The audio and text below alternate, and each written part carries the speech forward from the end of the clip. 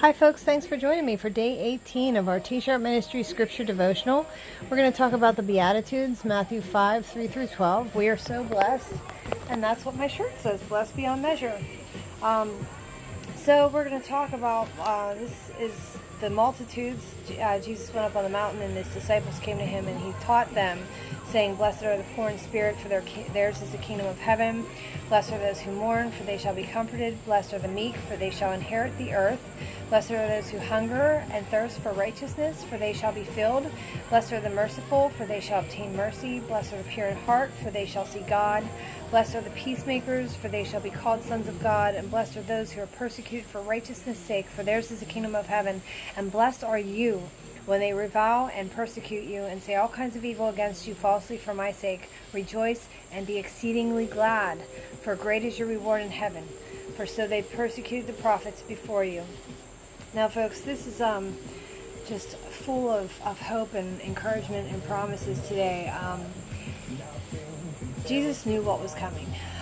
And the fact that it says, "For theirs is the kingdom of heaven," that is present tense, a statement that's present tense. And so it suggests that at that moment, he was saying that the kingdom was already there because of his coming, but that the promises that he was speaking of would be fulfilled in the future with his second coming.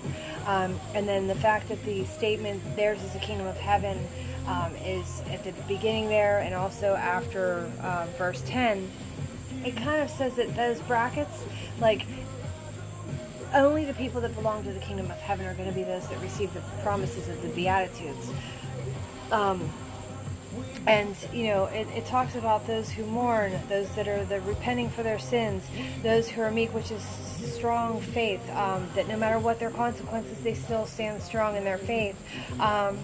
Those who hunger and thirst for righteousness, which means that we cannot receive or achieve any righteousness on our own, only through our faith and with the love of God. The pure in heart, true purity is only attained when God grants it to the person who wholly desires it with everything that they have.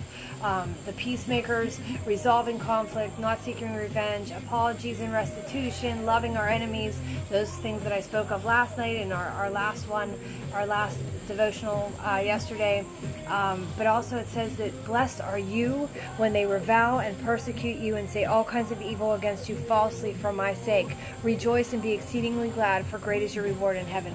Folks, no matter what they say out here in the world, we know the truth in our hearts, and as long as we follow him, our reward is going to be phenomenal.